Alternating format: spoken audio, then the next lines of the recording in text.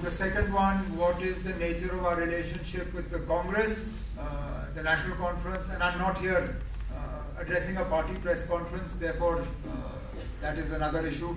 But the National Conference is part of the India bloc. The Congress is supporting this government. At the moment, it's outside support.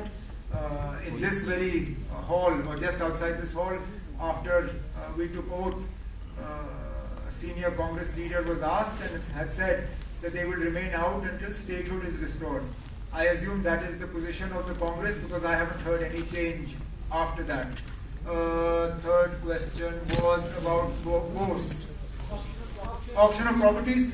There is no proposal at the moment for auctioning of properties in Gulmarg. There is a genuine problem with regard to leases, and we are in the process of formulating a policy for lease renewal, how to go about it. A lot of hotels in Gulmarg have had their leases expired. Similar is the case here. There are properties in Pahalgam with expired leases. Some of the confusion was caused by the Roshni scheme being struck down by the courts because those people with live leases opted to exercise the Roshni right to freehold.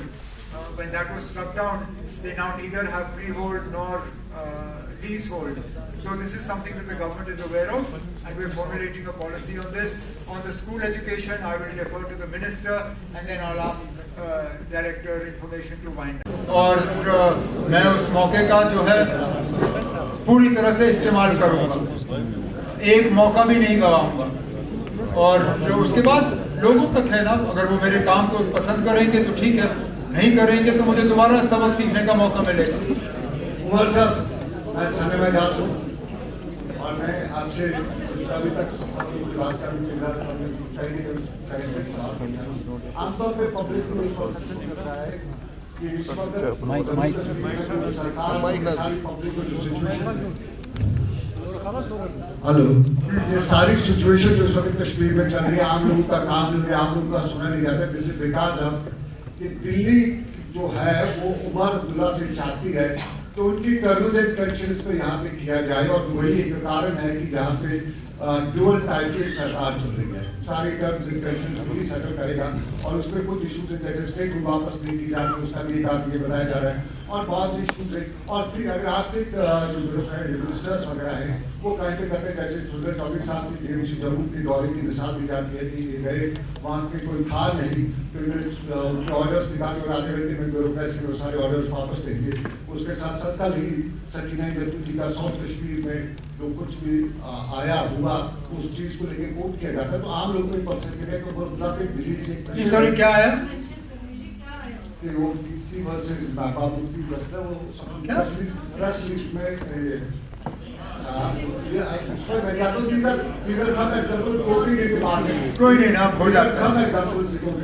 तो मेरा एक सवाल ये है, क्या दिल्ली से आपको इस तरह का कोई प्रेशर है कि उनकी टर्म्स यानी भाजपा की टर्म्स एंड कंडीशंस यानी उनके साथ वो खड़े हैं बीजेपी, क्या आप तो जरूर चाहेंगे ना, और आप तो जरूर चाहेंगे, और आपके जो खैरखा हैं वो इस चीज को यहाँ बेचने की बड़ी कोशिश कर रहे हैं। लेकिन अब आपने सवाल किया, मुझे जवाब देने दीजिए ना। मुझे 2 महीने और कुछ दिन, आप बैठे ना, हो गया। मुझे 2 महीने और कुछ दिन हो गए यहाँ,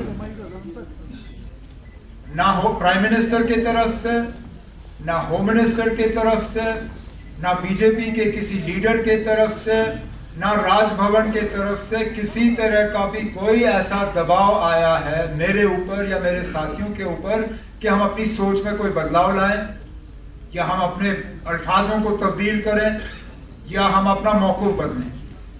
पहले दिन से होम मिनिस्टर, प्राइम मिनिस्टर सबों ने मुझे एक ही चीज़ कहा कि ना ठीक है, अगर लोगों का फैसला कुछ और होता, हुकूमत बीजेपी की होती और आप ऑपोजिशन में होते, लेकिन लोगों ने अपना फैसला सुनाया, बीजेपी को ऑपोजिशन में बिठाया और आपको हुकूमत करने का मौका दिया। आपको कोई डिस्टेबलाइज करने की कोशिश नहीं की जाएगी, आपकी हुकूमत को कमज़ोर करने की कोशिश नहीं की जाएगी। जो ताउन हमने इससे पहले एलजी साहब को दिया था वही ताउन हम आपको देंगे। आप लोगों की खिदमत करिए। We will respect the mandate of the people of Jammu and Kashmir. ये वजीर आजम साहब के अल्फाज हैं, ये होम मिनिस्टर साहब के अल्फाज हैं। अब जो लोग ख्वाब में ये देखते हैं कि मेरे ऊपर दबाव है, मैं कल बीजेपी ज्वाइन कर रहा हूँ, मैं एनडीए ज्वाइन कर रहा हूँ, मैं ये कर रहा हूँ, वो कर रहा हूँ, ना मैं अब क्या कर सकता हूँ। सर्दियों में वो हमाम में बैठ के अफवाहों को चलाने के अलावा और कुछ नहीं करते। मुझे काम करना है, मैं काम करूंगा, वो लोग अफवाहें फैलाएं। नक्शा भी नहीं बना है, उस पे लेके वो शोर मचा रहे हैं। नक्शा आने दीजिए ना, फिर हम बात करेंगे। ऐसा कोई प्रपोजल अभी गवर्नमेंट के सामने है भी नहीं। लेकिन आमतौर पे जब हम श्रीनगर के बाशिंदों से बात करते हैं, वो डिकंजेस्शन की बात करते हैं। वो कहते हैं ना, श्रीनगर शहर बहुत कंजेस्टेड हुआ है, यहाँ ट्रैफिक का मसला है। एक शहर के एक तरफ से दूसरे तरफ पहुंचने में अब कितना वक्त लगता है वो हमें मालूम है। हाउसिंग का एक मसला है। यहाँ डाउनटाउन के ऐसे घर हैं जहाँ 3-3, 4-4 फैमिलियां जो हैं वो बसी हुई हैं। वो चाहते हैं कि अगर उनको मौका मिले तो वो शहर से बाहर निकलें। ये टाउनशिप जो है बाहर से लोगों को यहाँ बसाने के लिए नहीं होगा, अगर जब बनेगा वो श्रीनगर को डीकंजेस्ट करने के लिए, लोगों को एक मौका देने के लिए, जो देहात के इलाके छोड़ के शहर के नजदीक बसना चाहेंगे या जो शहर बीच छोड़ के एक खुली जगह में बसना चाहेंगे, उनके लिए होगा। लेकिन फिलहाल कोई ऐसा प्रपोजल, कोई ऐसा नक्शा, कोई ऐसी चीज जो है मेरे सामने या हुकूमत के सामने बन के नहीं आई। हेमंत बिलाल ABP